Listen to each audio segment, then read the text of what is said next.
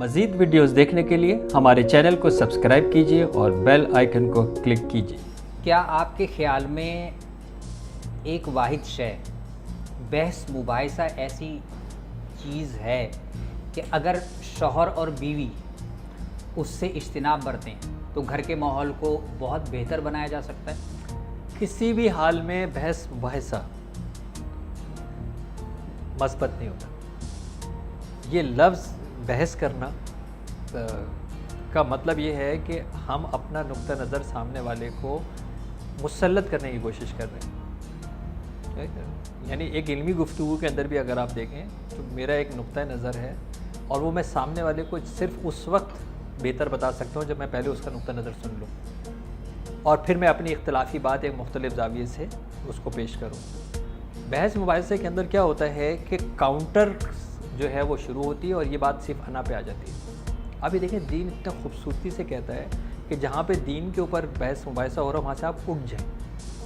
अगर जो है वो कोई आपके दीन के ख़िलाफ़ कोई बात कह रहा हो तो आप वहाँ से उस वक्त फ़ौरन उठ जाएं, क्योंकि अब ये मंतिक ख़त्म हो जाएगी, लॉजिक ख़त्म हो जाएगी और अना की जंग शुरू होगी। और अना के अंदर इंसान सिर्फ अनाप शनाप बोलेगा, ख़ुद भी गुनहगार होगा, आप भी गुनहगार होंगे, क्योंकि आप उसका रीज़न है कि आप वहाँ से क्यों नहीं उठ रहे। तो बहस मुबाहिसा जब हम करना शुरू करते हैं, और सबसे वर्स्ट बहस मुबाहिसा अगर आप मियाँ बीवी के दरमियान सुनते हैं तो वो होता है जब वहाँ कोई तीसरा शख्स भी मौजूद हो, चाहे वो काम वाली हो, चाहे वो बच्चे हों, चाहे वो कोई ऐसे लोग हों जो आप समझते हैं कि जी इनको कोई फ़र्क नहीं पड़ता। जब भी कोई तीसरा शख्स है और आप अगर बहस मुबाहिसा आपको शुरू हुआ है तो वो बहस मुबाहिसा यकीन माने तकरीब की तरफ जाएगा।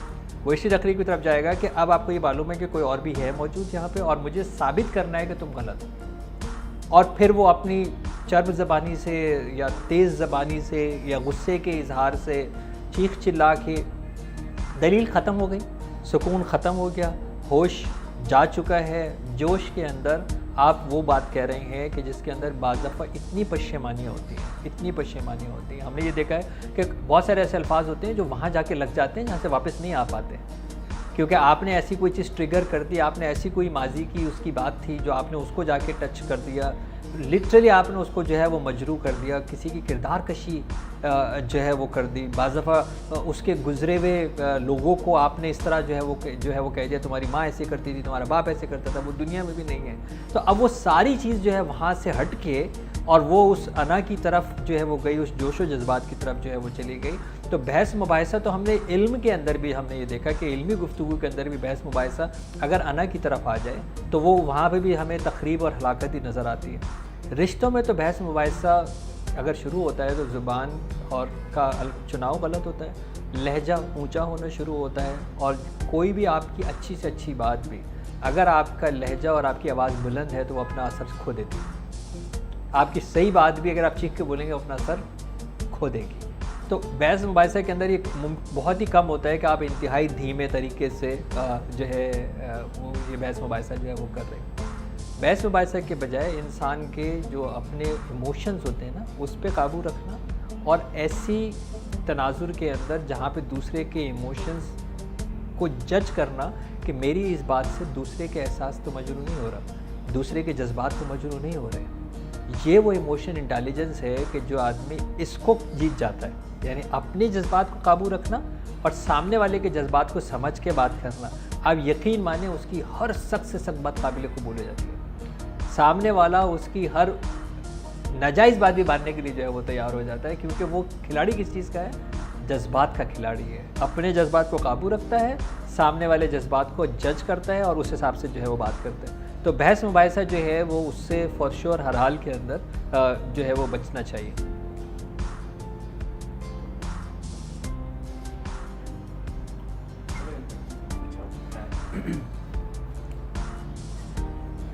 बच्चे को किसी काम से रोकने के लिए उसे किसी चीज़ से डराना कैसा है? हद से ज़्यादा ख़तरनाक है।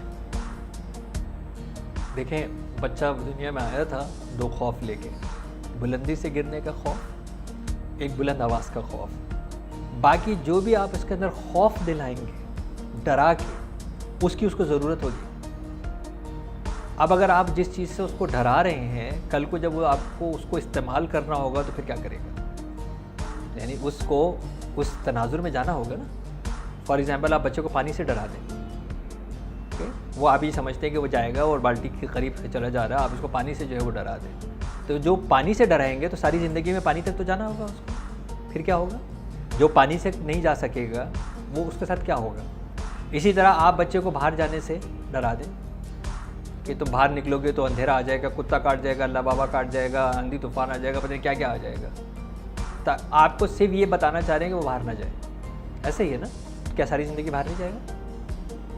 तो जब उसको बाहर जाने की ज़रूरत होगी, जब आप खुद कह रहे होंगे जाओ जाके सामान ले आओ, और वो नहीं जाएगा तो फिर कहेंगे पता नहीं कैसे बच्चा है, सारी दुनिया के बच्चे बाहर जा रहे हो तो ये तो जा ही नहीं। ये तो बता ही नहीं रहे कि जब वो जाने वाला था उस वक्त हमने बजाय इसको ये सिखाते, बजाय इसके कि हम उसको हिदायत देते कि बाहर जाने के लिए आपको किन एहतियाती तदाबीर की ज़रूरत होती है, हम ये बताते, हमने खौफ से उसको रोका, हमने उसको हर चीज़ की इंतहा जो है वो दिखाई, ये सोचे समझे बगैर कि बाद में क्या होगा।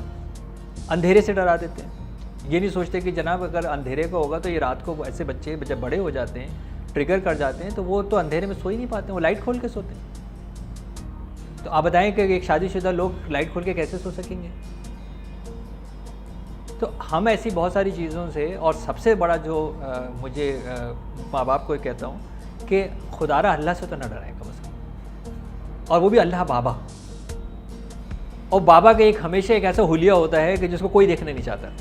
एक बाहर आपको कोई ऐसा नज़र आ जाएगा जिसका कोई ऐसा हुलिया होगा, जिसको एक खौफनाक किस्म का होगा, या कोई एक आपके दो टाइप की चीज़ों का आप बता रहे होंगे ये बाबा है, अब वो कह रहे हैं बाबा और अल्लाह बाबा, उसके पास कौन जाना चाहेगा? तो हम जो ये तरीक़ाकार हम इख्तियार करते हैं कि हमें किसी चीज़ से भी किसी बच्चे को डराना है।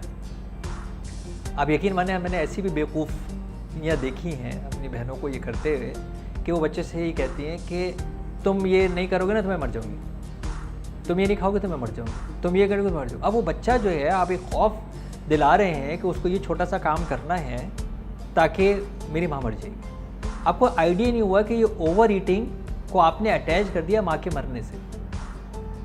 अब वो बच्चा जब ग्रो अप हुआ तो ओबीस है, वो छोड़ ही नहीं पा रहा, वो खाए चले जा रहे हैं, क्योंकि अनजाने के अंदर उसके अनकॉन्शियस में आपने अटैच कर दिया है कि अगर वो ज़्यादा नहीं खाएगा तो माँ मर जाएगी।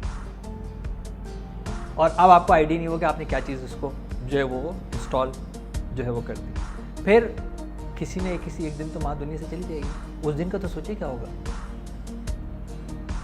ऐसा ही ना, उस दिन का सोचेंगे क्या होगा। उस दिन वो कितना हेल्पलेस हो जाएगा, उस दिन वो कौन से ऐसी ग्रीफ ट्रॉमा के अंदर चला जाएगा जिससे उसके लिए निकालना मुश्किल हो जाएगा। तो ऐसे खौफ कि हर चीज़ का खौफ, हर चीज़ का खौफ, हर चीज़ का खौफ।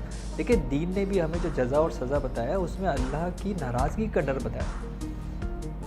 उसने रहमतुल आलमीन को भेजा, रब्बुल आलमीन बताता है कि रहम है, अबंडेंस है, नेकी के बहाने हैं, और फिर कुछ डराता है, डराता नाराज़गी से। तो अगर आप ये अपने माँ बाप अपनी नाराज़गी से डराते हैं कि जी अम्मी नाराज़ हो जाएंगी, अब्बू नाराज़ हो जाएंगे, तो ठीक है, लेकिन अब्बू से अगर डराना शुरू कर देंगे तो मुश्किल में कहाँ जाएगा। अम्मी से डराना शुरू कर देंगे तो मुश्किल में कहाँ जाएगा। फिर वो इधर उधर जाएगा, गलत हाथों में जाएगा, गलत सोचों में जाएगा, गलत जगह के ऊपर जो है वो जाएगा। अभी हमारे पास एक बड़ा रीसेंट केस चल रहा है, और वो बच्चा जो है वो ए लेवल के अंदर आ गया और उसके साथ कुछ हुआ, वो सारे पर्चों में फेल हो गया। ओ लेवल का बच्चा जो ए लेवल पे आया तो उसने वो क्लियर ही करके आया होगा ना। ए के लेवल के अंदर फर्स्ट के अंदर सारे पर्चों में फेल हो, और घर वाले कह रहे हैं कुछ नहीं हुआ। वो बच्चा कुछ बताने के लिए तैयार नहीं है। हमारी असेसमेंट के बाद हमें वाज़े नज़र आ रहा है कि कुछ है जो उस बच्चे के साथ हुआ है, वो बताने के लिए तैयार नहीं है, किसी को भी बताने के लिए तैयार नहीं है, माँ बाप को भी बताने के लिए तैयार नहीं है। अब वो आइसोलेट होते होते वो अपने कमरे में बंद हो गया, वो नीचे भी नहीं आता, वो साथ बैठ के खाना भी नहीं खाता। अब हमें शदीद ये फिक्र है कि उसकी मॉनिटरिंग इतनी तेज़ की जाए कि अपनी जान न ले ले। आप ये सोचें कि आपने अपने उस बच्चे को कैसे इतना दूर रखा कि उसके साथ कुछ हुआ है और वो बताने के लिए तैयार नहीं है। तो इसका मतलब है कि ये जो डर और खौफ का जो फ़ज़ा है, ये कभी भी उस बच्चे के लिए बेहतर नहीं है। और मैं आपको एक केस के हिसाब से बता चुका हूँ कि इसका अंजाम खुदकुशी तक हो सकता है। तो सोचो तो सही इंतहा क्या होगी। आज जिस चीज़ से डरा रहे हैं वही ख्वाब उसकी जान ले ले खुद वो, तो ये कौन सा मस्बत या बेहतर तरबियत का रवैया हुआ।